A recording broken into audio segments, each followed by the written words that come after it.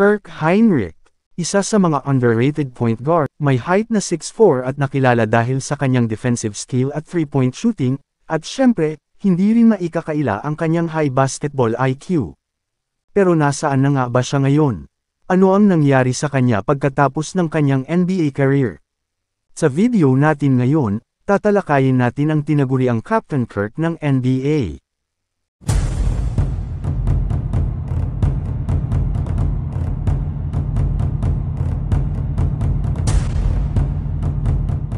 Si Kirk Hinrich ay ipinanganak noong January 2, 1981 sa Sioux City, Iowa. Sa kanyang murang edad, maaga siyang na-exposed sa basketball. Ang kanyang ama, si Jim, ay nagturo sa kanya ng basketball mula grade 3 hanggang sa high school. Ang kanyang ama ay naglaro ng basketball sa Briarcliff College at kalaunan ay naging coach para sa Sioux City West High School. Noong si Kirk ay nag-7 years old, binisita ni Jim Hinrich si Ray Knack, ang kanyang dating coach sa college, at tinanong kung pwedeng mag-enroll si Kirk sa summer camp ni Knack para sa grade 4, 5, at grade 6. Sa kabila ng pag-aalanlangan ni Knack, pinayagan niya si Kirk Hinrich na umattend sa kanyang camp, at maganda ang ipinakita ni Hinrich kung saan ang kanyang mga nakakalaban ay mas matanda pa sa kanya. Naglaro din si Hinrich ng football bilang quarterback position at baseball bilang pitcher. Gayunpaman, basketball ang hilig ni Hinrich. Ang kanyang role model ay ang Seattle Supersonics star na si Gary Payton, isang player na kilala sa kanyang malakas na depensa. Ang kanyang ama bilang coach, ang team ni Hinrich sa Sioux City West High School ay nakamit ang isang 82-9 na record sa loob ng 4 na taon, at nanalo sila ng Iowa State Championship noong si Hinrich ay isang senior. Bilang isang senior, si Hinrich ay pinangalan ng 1999 ko Iowa Mr. Basketball, kasama ang kanyang future college teammates at roommate na si Nick Collison. Nang siya ay nag-graduate, si Hinrich ang naging all-time leader ng West High sa points, steals, at assists. Si Hinrich ay planong pumasok sa Iowa State para sa kanyang college basketball career, ngunit ang coach noong panahong iyon, si Tim Floyd, ay kumuha ng posisyon bilang head coach para sa Chicago Bulls. Nagbago ang isip ni Hinrich at nagpasya siyang pumasok sa University of Kansas. Bilang freshman sa Kansas Jayhawks, si Hinrich ay nakagawa ng 123 assists at nakatanggap ng Clyde Leveillette Most Improved Player Award. Nang sumunod na taon, na-rank siya bilang number 8 sa kanilang bansa sa assists per game, pinangunahan rin niya ang kanyang team sa steals, at nakagawa rin siya ng record sa Kansas Jayhawks na may .505 3-point shooting mark. Si Hinrich ay binoto rin sa Associated Press All-Big 12 second team at nakakuha rin siya ng All-Third Team status mula sa mga coach ng NCAA. Sa kanyang ika-4 at huling season sa Kansas, pinangunahan nilang dalawa ni Nick Collison ang Jayhawks sa Final Four, at binoto siya sa All-Big 12 second team ng mga coach at media. Pinangunahan niya ang kanyang team sa free throw at 3-point shooting, nakatanggap rin siya ng Kansas Ted Owens Defensive Player Award. Natalo ang Kansas sa Syracuse sa championship game, ngunit si Hinrich ang pinangalanang Midwest Region Most Outstanding Player. Pumangalawa siya sa kanyang team sa scoring at siya naman ang nanguna sa 3-pointer. Nag-contribute rin siya ng 3.5 assists, 3.9 rebounds at 1.9 steals per game.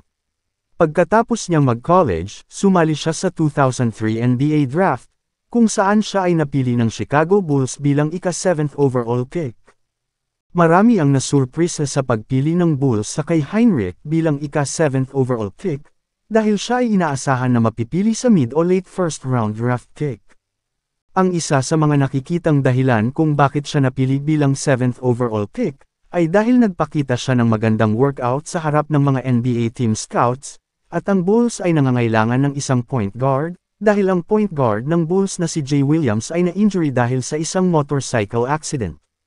Bago ang simula ng kanyang unang season, nagkaroon ng acute viral infection si Hinrich na nangangailangan ng ilang buwan bago maka-recover. Nang siya ay naka-recover, maganda ang kanyang ipinakita sa team, ipinakita niya ang kanyang fundamental skills, solid playmaking, leadership at defensive intensity. Pinangalanan si Hinrich bilang NBA's Got Milk All-Rookie First Team kasama sina Dwayne Wade, LeBron James, Carmelo Anthony, and Chris Bosh, binigyan din siya ng award bilang Bulls Most Valuable Player Award or Player of the Year Award para sa 2003-2004 season. Sa kanyang ikalawang taon sa Bulls, siya ay nasangkot sa isang gulo sa pagitan ng Bulls at ng Washington Wizards sa preseason, kung saan siya ay pinagmulta ng $10,000. Bagamat nagsimula siya sa kanyang ikalawang taon bilang starting point guard, inilipat siya sa shooting guard spot, dahil sa 0-9 na starting record ng Bulls sa season na iyon. Si Ben Gordon ay na-moved sa bench bilang sixth man ng Bulls. Ang player na pumalit sa starting point guard spot ay ang rookie na si Chris Duhon. Matapos ang hakbang na ito, nagsimula ang Bulls na makakuha ng team chemistry. Pagkatapos ay nag-run ang Bulls sa nalalabing bahagi ng season upang tapusin ang 47-35 na record. Sila ang naging unang team na nagsimula sa 0-9 at umabot sa playoffs, kung saan nakuha nila ang 4th seed sa Eastern Conference.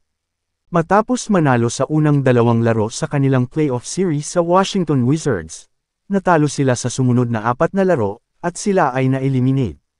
Sa panahon ng off-season, ginamit ng Bulls ang 4th-year option sa kontrata ni Hinrich, na nagpapirma sa kanya hanggang sa 2006-2007 season. Sa kanyang ikatlong taon sa Bulls, sila ay hindi pinalad na makalampas sa Miami Heat sa first round. Sa season na iyon, siya ay nag-average ng career-high 15.9 points, team-high 6.4 assists at 3.6 rebounds per game, while shooting a career-high 41.8% from the field, at career-high 81.5% from the free throw line. Siya lamang ang miyembro ng Chicago Bulls na nag-average ng higit sa isang steal bawat laro noong 2005-2006 campaign. Hindi nakalaro si Hinrich sa unang 18 games ng 2011-2012 season ng NBA pagkatapos sumailalim sa operasyon sa kanyang left shoulder. Nang sumunod na season, ang mga numbers ni Hinrich ay bumaba, siya ay nakalaro lamang ng 75 games dahil sa mga minor injuries, at hindi rin sila nakapasok sa playoffs. Dahil sa pagdating ng number 1 pick na si Derrick Rose noong 2008-2009 season, si Hinrich ay ginawang backup point guard. Dahil sa mga injuries, 51 games lang ang nilaro ni Hinrich. Noong 2009 NBA playoffs, si Hinrich ay nag-average ng 12.6 points, 2.9 assists, 1.7 steals sa loob ng 30 minutes per game.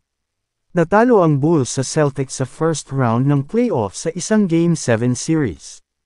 Noong February 2010, sa isang laro laban sa Philadelphia 76ers, si Hinrich ay naging all-time leader ng Bulls sa 3-point field goals, kung saan ay nalampasan niya si Ben Gordon sa record na 770.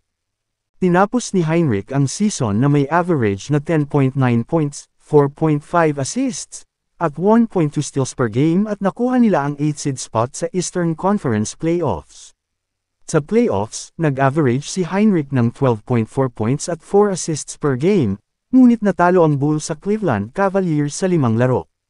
Noong July 8, 2010, na-trade si Hinrich sa Washington Wizards, at dito na siya nagsimulang magsuot ng salamin nang malaman niya sa optometrist ng Wizards na si Keith Smithson na may posibilidad siyang mabulag kung matamaan ang kanyang mata. Sa kanyang maikling career sa Wizards, siya ay nag-average ng 11.1 points, 4.4 assists and 2.2 rebounds per game. Noong February 23, 2011, na-trade si Hinrich sa Atlanta Hawks kasama si Hilton Armstrong kapalit ni Mike Bibby, Jordan Crawford, Maurice Evans at isang first-round pick sa 2011 NBA Draft. Sa pagtatapos ng 2010-2011 season, nakapasok ang Hawks sa playoffs bilang ika-5th seed sa Eastern Conference. Sa Game 6 ng first round laban sa Orlando Magic, nagkaroon ng hamstring injury si Hinrich at hindi na siya nakalaro sa second round ng playoffs kung saan natalo ang Hawks sa dati niyang team, ang Chicago Bulls. Noong July 23, 2012, bumalik si Hinrich sa Bulls kung saan ay pumirma siya ng 2 taong kontrata, dahil sa pagkawala ni Derrick Rose dahil sa injury, siya ang ginawang starting point guard ng Bulls. Pero nag-struggle si Hinrich dahil rin sa kanyang mga injury, pagkatapos nilang manalo sa first round ng playoffs kalaban ng Nets, siya ay hindi na nakalaro sa natitirang bahagi ng postseason dahil sa kanyang ruptured calf, at sila ay na-eliminate sa second round ng Miami Heat. At noong February 18, 2016, na-trade si Hinrich pabalik sa Atlanta Hawks sa isang 3-team trade na kinasasangkutan ng Bulls at Utah Jazz. Ang huling laro ni Heinrich sa NBA ay noong Game 2 ng 2016 Eastern Conference Semifinals noong May 4, 2016. Sa larong iyon, natalo ang Hawks sa score na 98-123 sa Cleveland Cavaliers kung saan gumawa lamang si Heinrich ng 3 points at 2 rebounds. Sa panahon ng kanyang career sa NBA, si Heinrich ay nanirahan sa Bannockburn, Illinois. Nang siya ay nagretiro sa NBA noong 2017, lumipat si Heinrich at ang kanyang pamilya sa Sioux Falls, South Dakota, kung saan kinuha si Heinrich ng Sanford Power bilang isang lead basketball specialist. Noong March 1, 2009, iniretiro ng Kansas ang number 10 jersey ni Heinrich at itinaas ito sa rafters ng Allen Fieldhouse. Si Heinrich ay ang ika-25 na jersey na iniretiro ng Kansas at ito ay isang karangalan sa kanya lalo na't napabilang siya sa pangalan nina Wilt Chamberlain at Paul Pierce. Sa ngayon, masayang namumuhay si Kirk Heinrich kasama ang kanyang pamilya, hindi man siya aktibo sa social media, aktibo naman siya at ang kanyang asawa sa pagtulong sa mga charity.